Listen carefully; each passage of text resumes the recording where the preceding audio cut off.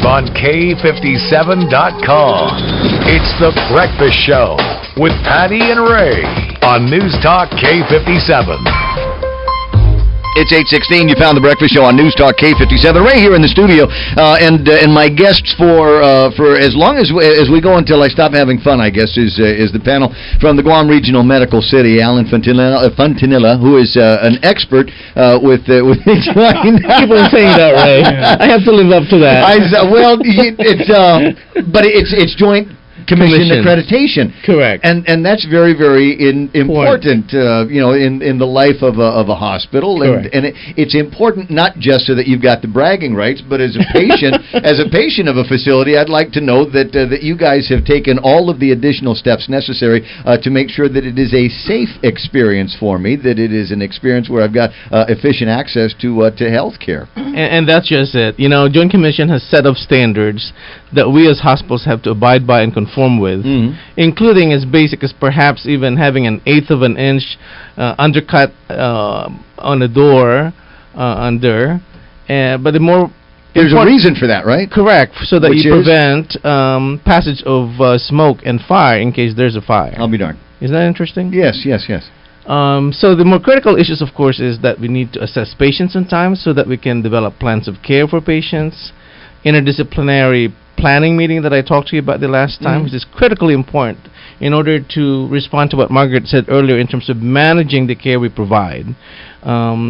Yes, nurses are very much involved, pharmacists are very much involved, therapists are involved in planning the care, but we need to be looking at how we can deliver the care in the most cost-effective manner as well, and the safest manner. We are at the end of the day. There is a business to be tended to, and so there are important checklists that we continue to talk about. And I'm kind of curious about with the Joint Commission accreditation and the steps that you take from there. There are other certificates that you have to maintain for Medicare, et cetera, et cetera. If you're good with one, do you generally consider yourself good with the other? GRMC will have Joint Commission be in a deeming status with CMS. In other words, Joint Commission will survey for CMS. Okay. So that's going to be one and the same survey. If we meet the standards set forth by Joint Commission, there's standards set forth by CMS as well. And so with that certification and accreditation process, we hope to conform to both. Now, with all of the new technology and things that I was looking at yesterday, does that add a level of complexity to what you need to do to make sure that you're capable of passing a Joint Commission? Absolutely, in that we have to make sure that they're tested before use. PM is supposed to be scheduled such that, of course, we maintain safety of the use of those equipment. Again, even as basic as medications, once you open the medication, 28-day usage expiration, you have to discard them once you've opened it after 28 days. So these are basic fundamental things that we never kind of think about, but it's important in healthcare. I'm reminded of conversations that I've had with fellows from other hospitals where they incorporate like a Six Sigma program, an ISO program, or something along those lines. Is there a parallel to that with GRMC? GRMC will have, and it's already been developed, a performance improvement, quality improvement program. Leadership's responsibility is to set the priorities for quality improvement. We'll have set of standards or measures upon which we'll then go and measure our outcomes eventually once we see patients, to test how well our processes are being carried out, what's the outcome of the care that we provide. So those are measurements that we will be looking at. Is that solely your job, or is there... No.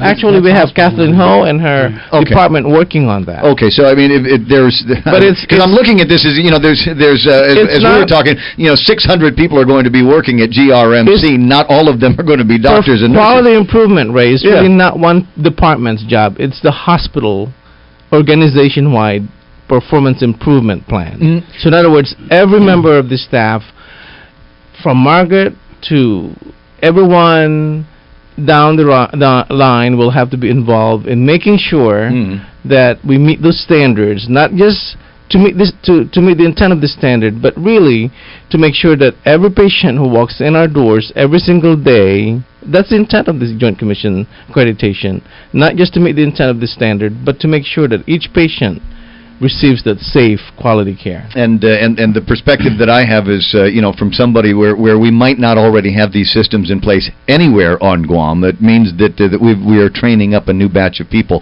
in a new skill set that might go wider. There might be opportunities in other businesses, other industries, other facilities where they would have this kind of expertise. So that rising tide lifting boats, not just in the medical discipline, but in quality care and standards. So I think that's something else fundamentally important that you're bringing to Guam. As I was walking through the place yesterday, and at various stages of construction and installation, it occurred to me that you have got must be 5 or 6 or 7 different construction disciplines in the building. It's not just concrete and putting spackle on the walls, but you've got people that running miles and miles of Cat 5 cable and hydraulics and your gas systems and water and power and all of those kinds of things. That's it would be daunting, I think, for anybody to manage the project. But I was asking, how directly involved are you, Margaret, in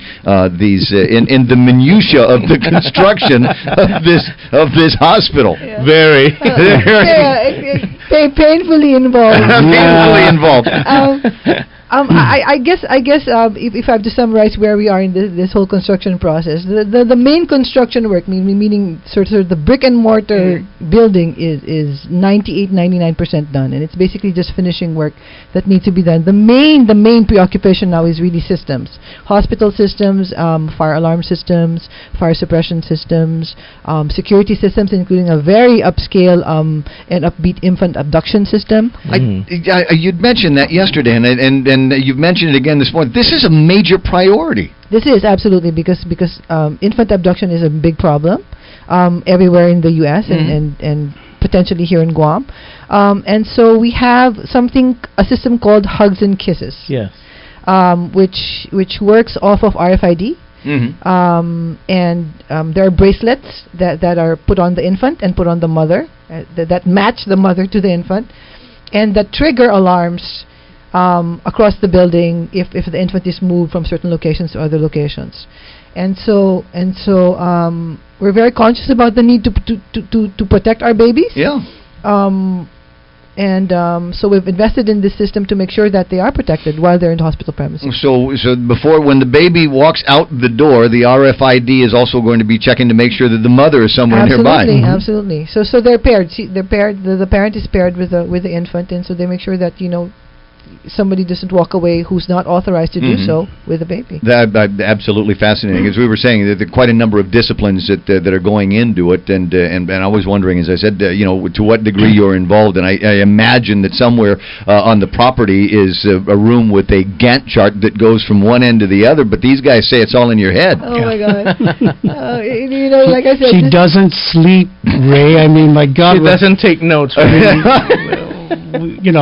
I think I was working at 10 o'clock last night just to answer emails, and then I respond back. I go, whoa, she's still up. I'm going, okay. Yep. So I said, that's fine. So, but I think going back, this morning I actually saw the inside of my office. So I was sitting there, and our HIM guy comes in, and we start to talk. What's HIM? Health Information Management System. Health Information Management. So he goes, hey, just so you know, this whole scanning thing. I said, I'm not worried about that because I know technology's there. We just haven't fixed it. But he goes, one of the key things we need to remember is that when the baby's born, we need to get their footprints immediately in. And I'm going, and then I said, okay, I got it, because I saw something going around in email saying, we need the baby immediately to be footprint and scanned and sent into the system. So, we know where they're at, and we can actually track them. But I think, the sophistication of the system, Ray, to me, it's unbelievable what we hope and we will achieve, once we get this thing all up and running. So it's challenging, it's daunting. But it sounds like you're having a good time. You've always had a good time. Didn't matter what you did, but board or commission you're sitting on, Senate or whatever. But you seem to really be enjoying this box full of challenges. I cannot thank her enough. Like she said, I just need help opening the hospital. So it's really beyond it's doing the little tours on the side.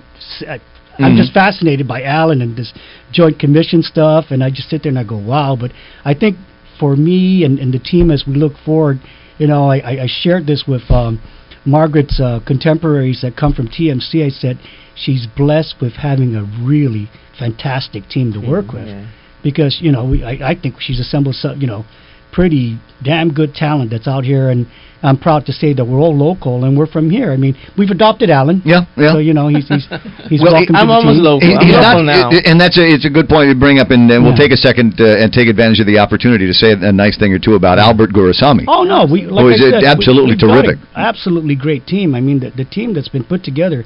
When I started to talk to her, and I already knew some of the people involved, but just coming on, you're right. I'm excited. I think for the people of Guam, being in the healthcare industry for as long as I have, this is absolutely, as we were saying, this is really Shinarps.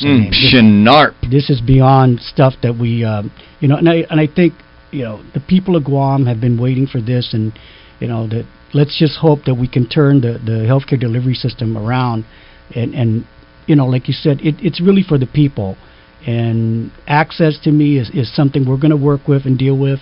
And thanks to the TMC vision, they get it. That we have to some way and somehow deliver care that's badly needed out here, and to the rest of the healthcare community, let's embrace this, because it's only going to be a step forward.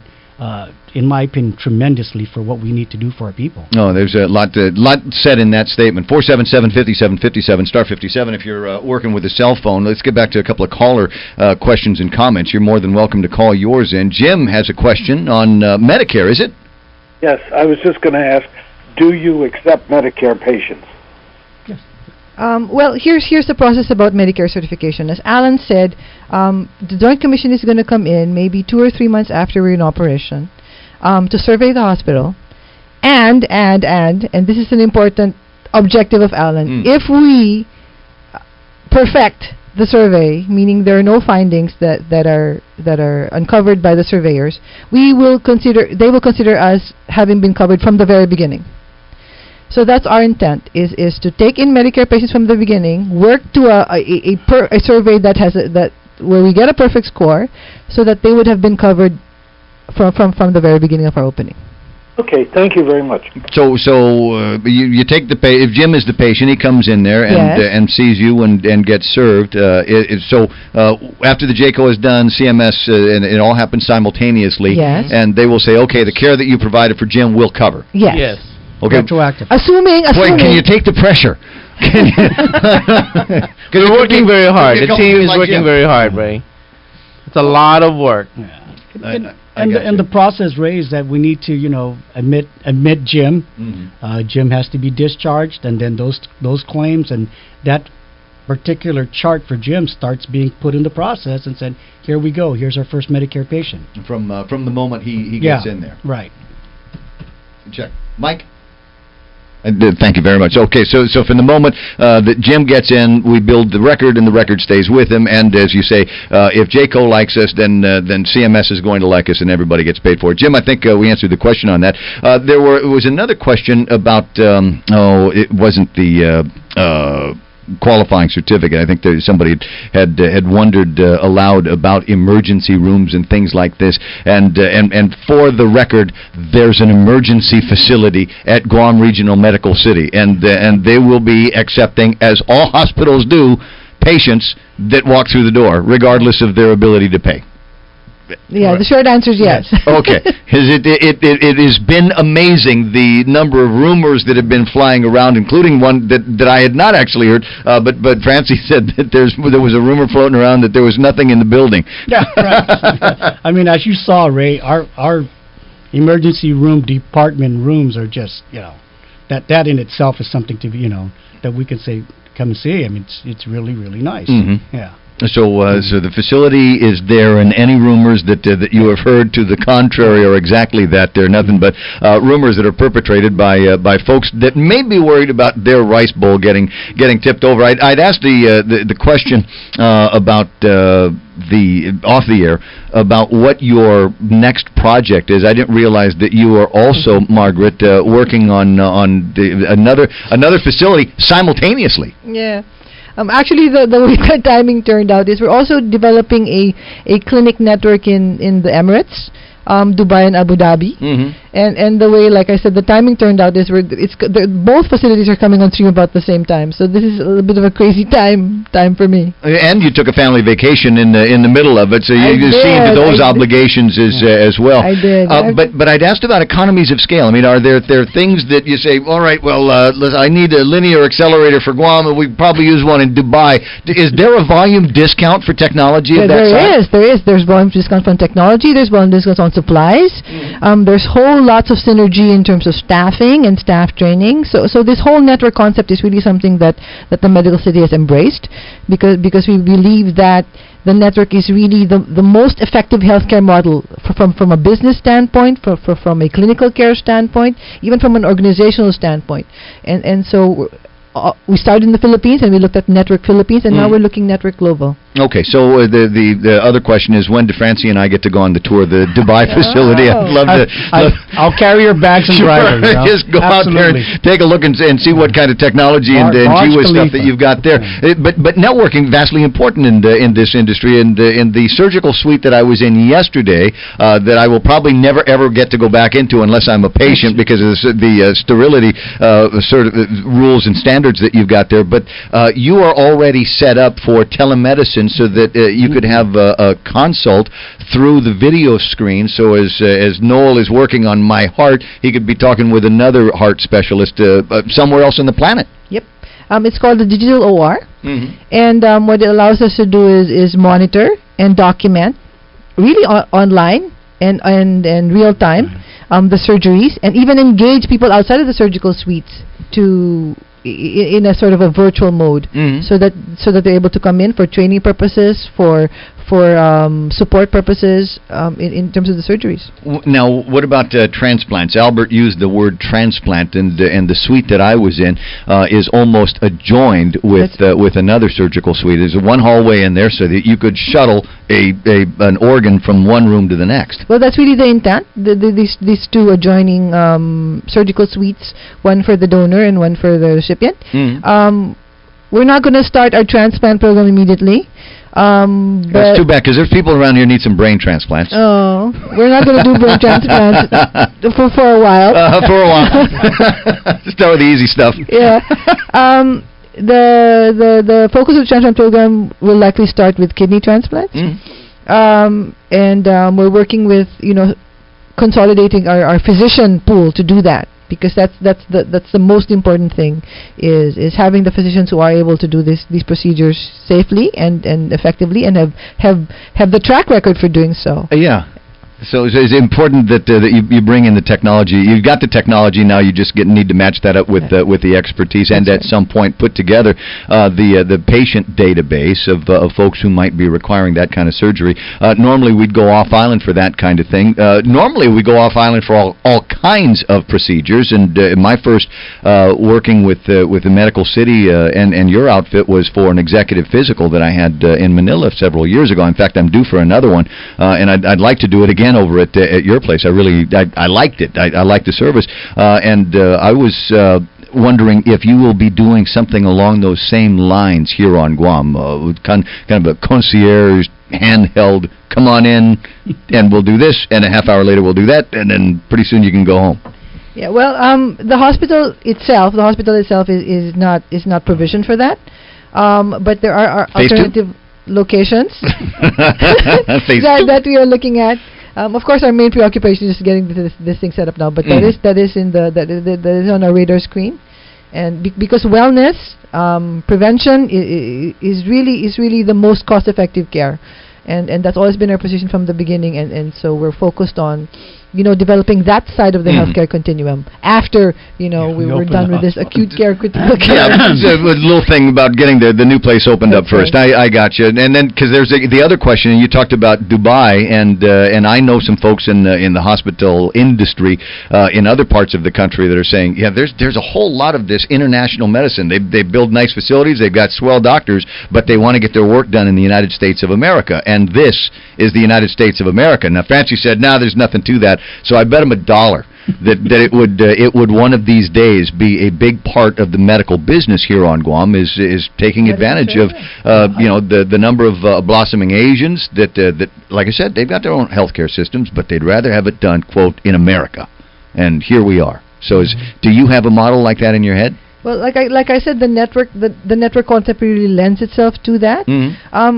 Just speaking about Dubai specifically, for example, we're the model in Dubai is that there's huge numbers of Filipino expatriate workers there, and they don't have access to good health care in Dubai. I mean, as you point out, like here in Guam, the people who can afford end up in Europe, end up in the best centers in the U.S. But the expatriate Filipino population doesn't have access to that care. So what we've put in place is a primary care multi-specialty ambulatory setting, where they can get first line care, and if they need specialty care, then they can come to Manila, and as you point out, they can come to Guam. Yeah, because we get same expertise, same technology, and it's all inside of that network. Headlines around the corner, and our last look at traffic in a second, but I do want to squeeze in one more phone call before we break for the infrastructure. Josephine Meno is on the line. Good morning. Good morning. I'd like to find out, since they're having this hospital call bringing people to specialists so the people of Guam don't have to go off island. Because I'm one of the patients that they might send me off island. So I'd like to know if they are bringing some kind of specialist and machine about I have a problem of aneurysm and the hospital of Guam don't have those, so they're going to try and send me off island for that. Do they have those kind of specialist equipment and doctor? Oh, they're fighting over who gets to answer the question for you, Josephine, and who you might be able to start seeing right now that's already credentialed at GRMC. Okay, so we have a neurologist on stream who was on board and working at the Harmon Clinic. For an aneurysm, you may need surgical interventions, and our neurosurgeon and our interventional are on track. Are on track to come in July, August time frame. So and we have the facilities to definitely address your problem, ma'am. They do have that because they don't have in Guam Memorial, and my doctor said they're probably gonna send me off island by August. They are monitoring my aneurysm now. So by August, he said, I'm going to go again for another ultrasound, and maybe that time, I don't know whether they send me or no, or when this thing explodes, then I just die, right? No, you will not die, ma'am. You will not die if we have anything to do with it. You'll want to have your doctor see if we can get you seen by David Weingardner or Justin Hale. Yes. Those are the neuroscience guys over at GRMC. Okay, so I'll tell my doctor. They're already here, okay? Yeah, thank you. You hold out. We'll get you in the hospital soon. Good luck, Miss Mano. Wouldn't it be interesting if she was the very first paying customer over at GRMC? 8:39. Let me take a break. Seems to me everybody's got their morning cleared, so I'd love to get a couple more calls in and answer a question about the walls and the rebar gizmos that was a problem a while ago, and have you guys address that for our curious listeners. It's 20 away from 8 o'clock in the morning.